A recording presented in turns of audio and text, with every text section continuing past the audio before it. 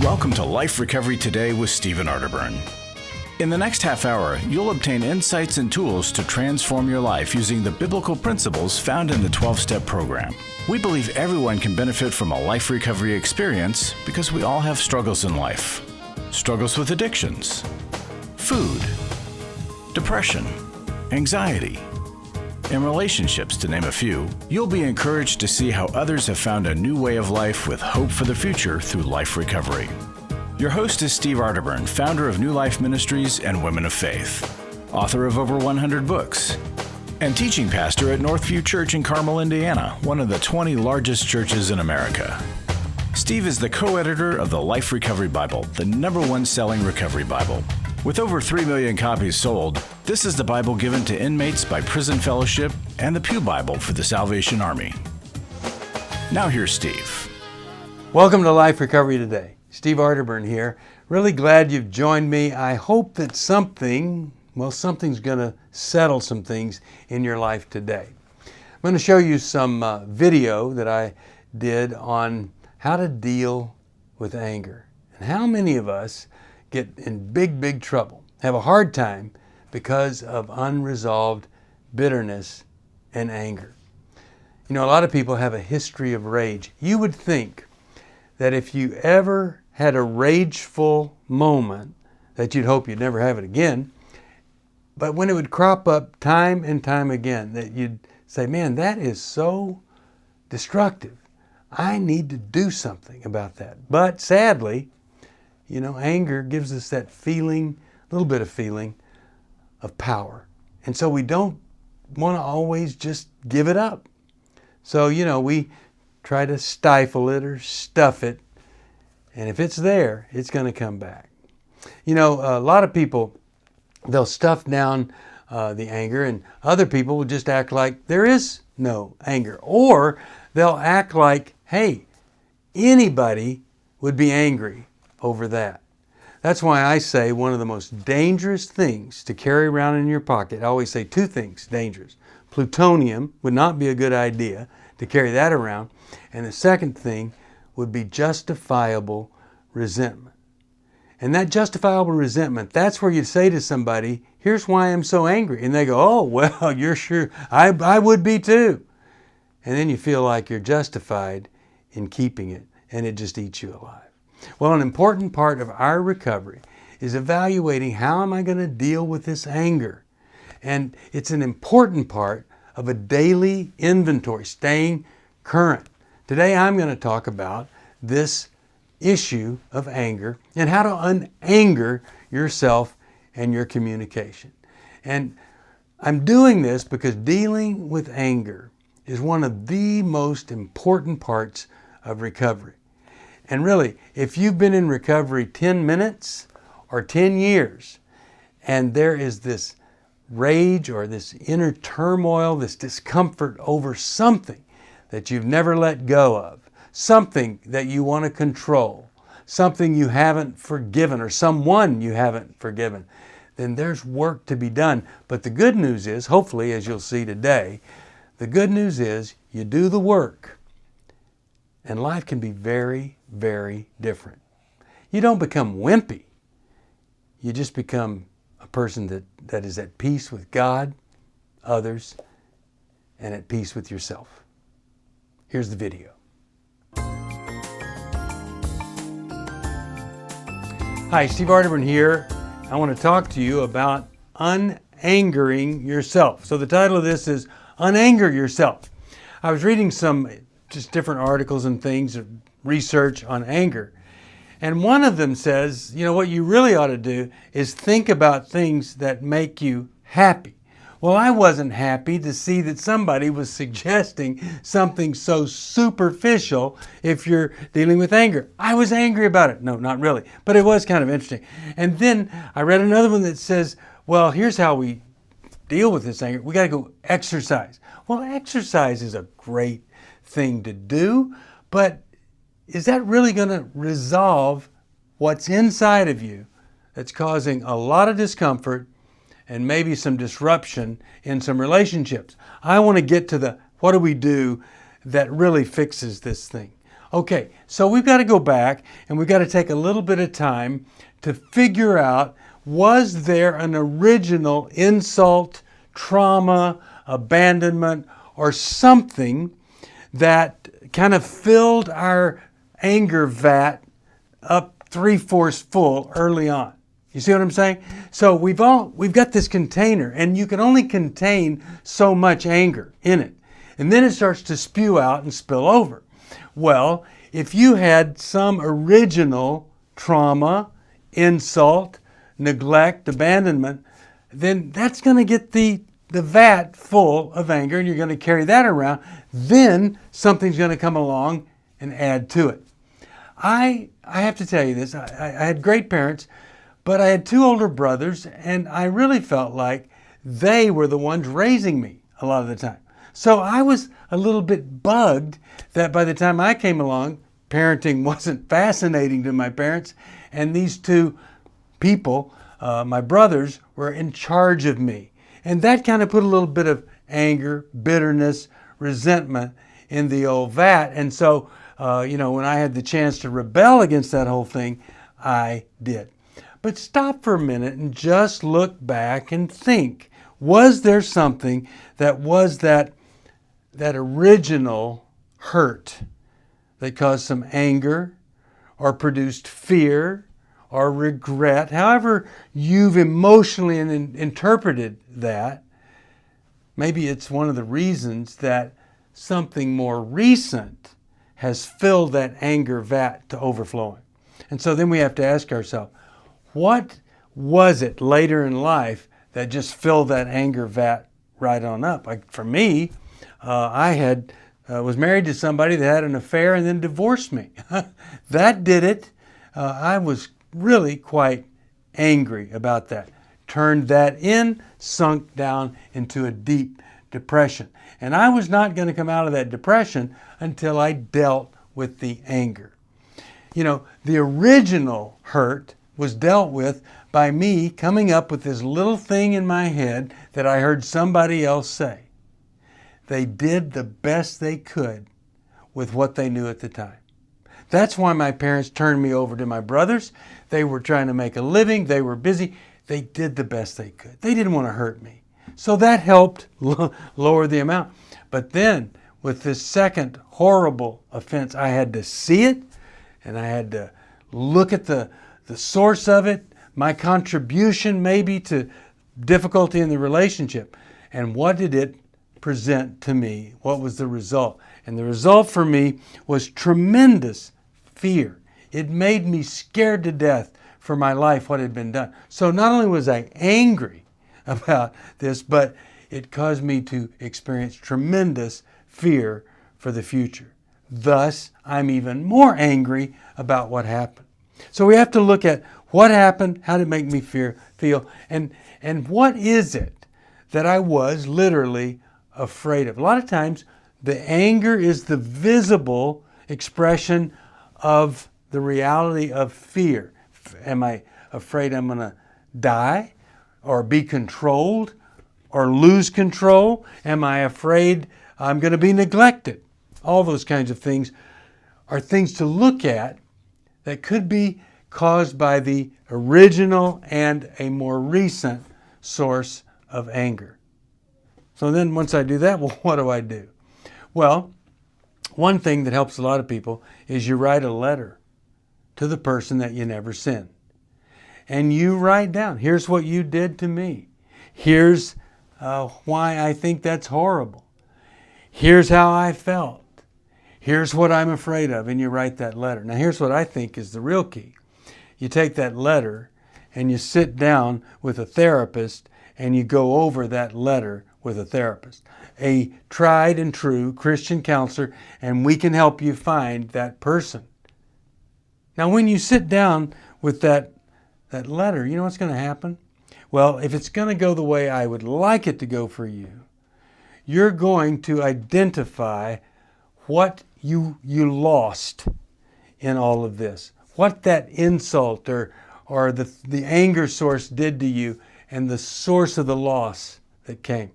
And then you're going to, with that counselor, go through a grieving process where you look at what you did not have or what you lost. Maybe you just simply didn't have a parent that was healthy, or that maybe you deserve better. And so we grieve the loss of the parent we never had. And we go through a grieving process expressing both anger, sadness, and all the other emotions around it. But a counselor can help you do it. You can do it on your own, but a counselor really helps you get there. Then I come to accept the reality that happened to me. I just accept it. I don't endorse it. I don't say it was right, but I accept, yes, this happened to me. And a lot of things happen to people, and this is what I have to deal with now. What happened? Then I embrace my need to get better. So I've looked at what I've lost, I've grieved it, and I've accepted. That's what my life was like. Now I embrace my life now, having been through all of that, and with that embrace, well, I can now start to truly forgive the person that hurt me. And the more I forgive, the more anger I can, or things that cause anger, I can tolerate without having this big, overflowing, huge vat of anger controlling my life and driving me to places that I don't want to be. So I need to get help. And when I get that help, I'm doing something else. I'm preventing myself from ever being called a victim, or ever feeling like a victim, or being a victim. So that's the value of getting good counseling, is you're not going to be a victim. You're not going to be hurt over and over again. You're going to come out of the ashes. You're going to be stronger, but you're not going to walk around with this horrible anger all the time.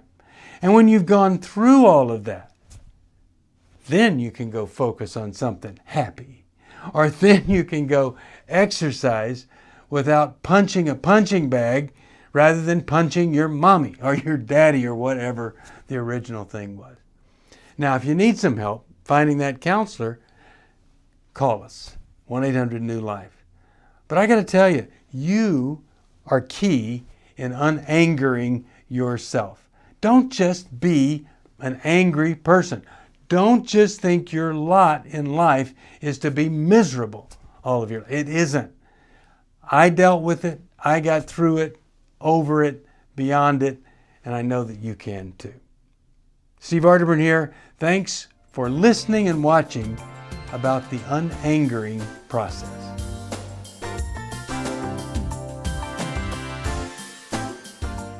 Are you going through your struggles alone? Do you want someone to talk to help you through your pain? Do you feel like a failure when you relapse again, telling yourself, next time will be different? Don't walk this path alone anymore. Join a life recovery group today and be a person that your friends and family can be proud of. God created us to be in community, and we believe everyone can benefit from a life recovery experience. There are life recovery groups all over the country, and if there isn't one in your area, we can help you start one. Life Recovery brings recovery to you, right where you are. You'll take a journey with others to find healing and freedom. Whether you're looking to join a group or start one, New Life Ministries is here for you. Call us at 1-800-NEW-LIFE or visit liferecoverytoday.net.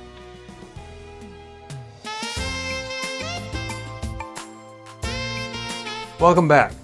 You know, you'd think that when we unanger ourselves, well, just naturally, our communication would be unangered. But that isn't always true.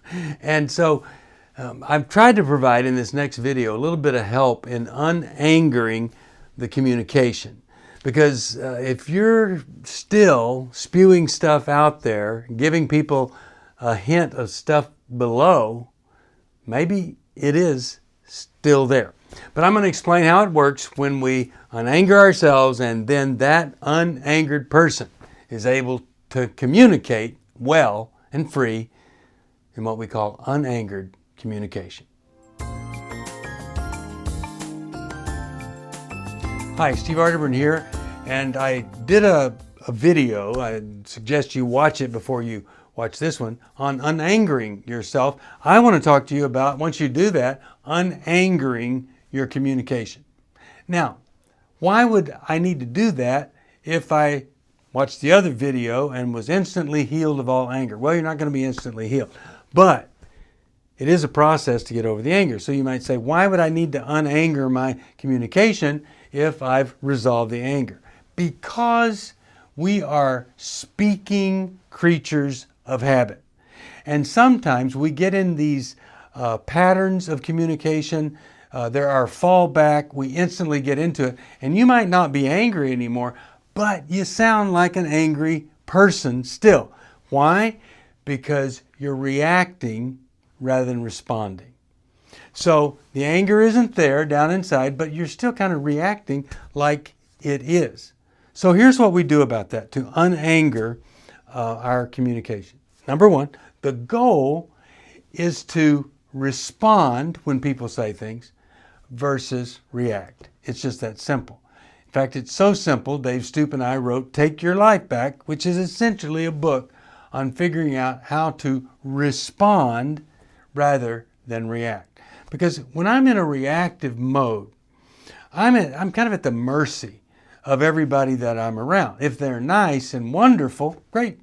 But if not, I'm going to react to that, and it's not going to be a very pleasant day for me. So we want to get to that place where we truly are free of all these triggers that cause an instant reaction versus a well thought out and healthy response to no matter what in the world comes my way. So if we're going to respond rather than react, then I ought to maybe even practice some ways to respond, such as versus, well, I don't like that. Well, wait a second, I don't agree. Maybe we try to put some phrases into our head like, let me think about that. Or, huh. That's it. Huh. And so then I'm putting a little distance between my response and the original feeling that gave me. I'm taking my time. And there's just nothing wrong with saying, could you repeat that? I want to get that straight. Anything that I can do to pause, to stop, to think about, to consider, to give me a little space, anything like that is going to help me unanger my communication. I've said it many times, and I don't know who came up with it originally, but getting curious versus furious is really a great way to unanger your communication. So let's just say something is said or asked, and you don't understand why they're saying that or how they could be so insensitive or what's going on with them. And so you might ask the question, wow, how did you come up with that? Or what led you to that? Or how could you get to that point? So, on the one hand, I'm stopping, I'm thinking, I'm asking, I'm pausing, so that whatever that little trigger is in my head that would normally cause me to react quickly and say something maybe that's not the most nurturing or healthy, I put that on hold. And then I'm engaging in conversation other than just showing my anger. Now, I think it's important that you assess for you individually how much time and space you need between something that really is hurtful or causes you to be angry at somebody. How much time do you need between that statement and then talking about it in a rational manner? Some people literally need to go to bed and sleep on it overnight and come back to it. Maybe they kind of need to mull it through a little bit, work it out over time, takes an hour or two. Maybe they need to literally sometimes let their dreams come up with a solution or two. But whatever it is, some people, they don't need much space, but other people, you really need to not say anything. Tell them, I just need some time to think about that, and then take whatever time you need. Now, ask yourself this. When you come back with how you want to respond, you need to ask, is this going to be helpful or is this going to be hurtful? On radio the other day, a wife wanted to leave the husband and go see her mother. And that angered him because he felt abandoned. I'm sure his mother must have abandoned him. That original insult was there. And so you know what he said to her? He said, "You're not being submissive enough to me." Now, no person on this planet that's healthy, if they had evaluated, is it going to be helpful or hurtful to say to your wife, "You're not being submissive enough"? No healthy person would say that would be a good thing to say.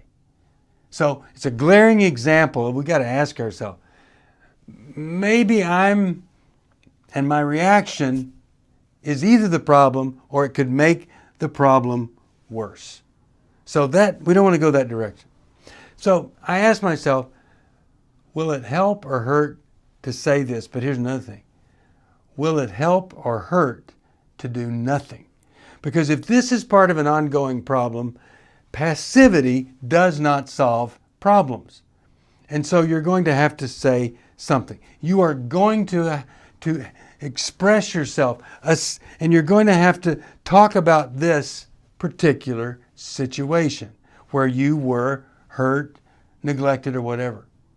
So a person that comes home driving into the driveway with a brand new car, for instance, the spouse might say to that person, "I hate you. You didn't tell me you were going to go buy a car. I need a car." Well, that's one response. Another response would simply be, "Oh, wow, this is so painful. I'm happy that you have a new car. But for me not to be even considered, for you not to even ask what do you think the impact would be, it's very hurtful for me. And I just need some time to think about that." Because that would be very, very hurtful. Or someone does something and they didn't, it's your spouse, and they didn't tell you. And you say that, "I can't believe you didn't tell me you were going there or you were going to do that. I just want to be treated as kind of an equal here, and I want to be considered." When you talk about things like that and you're talking about how you feel, you want to use the I statement, not "you were mean" or "you were this," but just say, "I'm so hurt," or I'm just wondering," or whatever, to kind of get a question out there rather than an angry reaction. And so again, you want to be curious about how this thing happened. Did it happen because you didn't think I'd care? Did it happen because you don't care if I care? Those are things really important to find out. And then review, what is it that you might do here to make it worse? And then ask yourself, what could make this better? How could I help it rather than take this big, huge gash in our relationship and inflame it? Now, a side note, if everybody and everyone around you is making you angry, then you can't get help for all those people. It's probably a sign that you need to get some help for yourself. If your conversation, if you've really dealt with the anger, but your conversation continues to enrage another person, or it's the result of you being enraged, then there's more work that needs to be done. But I would just offer a few of these tips here to help you be less volatile in your conversation and start to transform the way you respond and react to other people. When you do that long enough, you start to unanger your communication, and people no longer say about you, "Wow, that is one angry person." Always good to have a third party help you. We have plenty of counselors to do that. You call us if you need some help.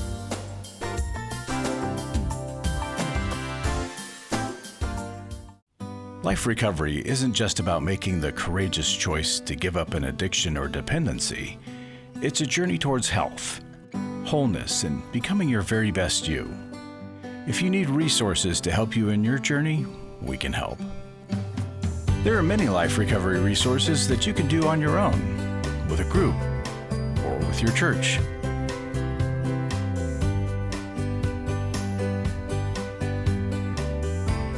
We have Bibles, workbooks, and devotionals that you can use to work your recovery right where you are. That's the beauty of life recovery.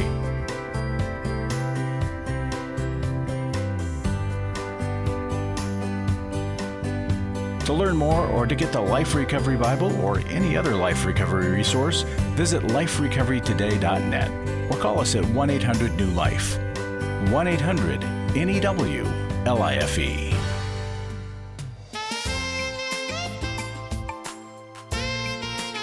Welcome back. Well, I'm hoping that you can see that unangering is really essential to recovery.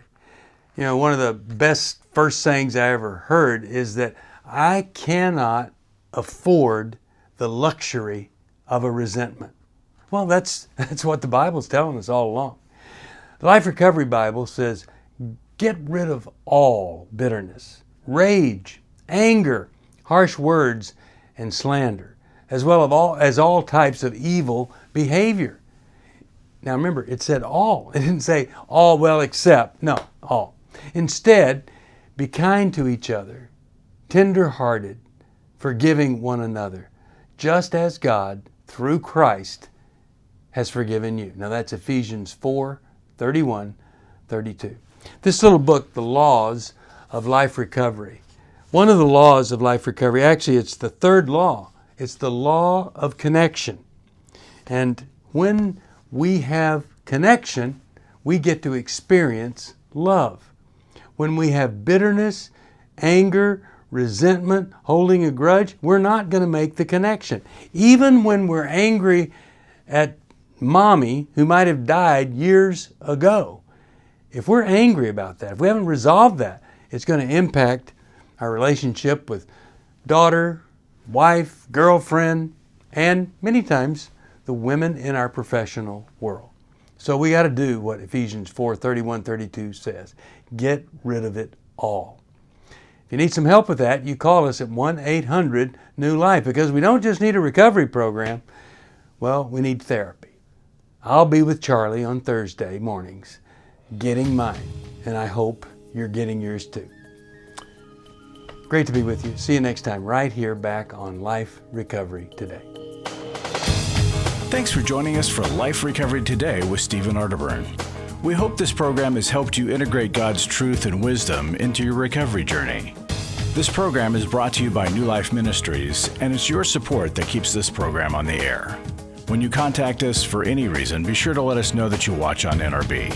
Call us at 1-800-NEW-LIFE or go to liferecoverytoday.net. Please join us again next week for more Life Recovery Today.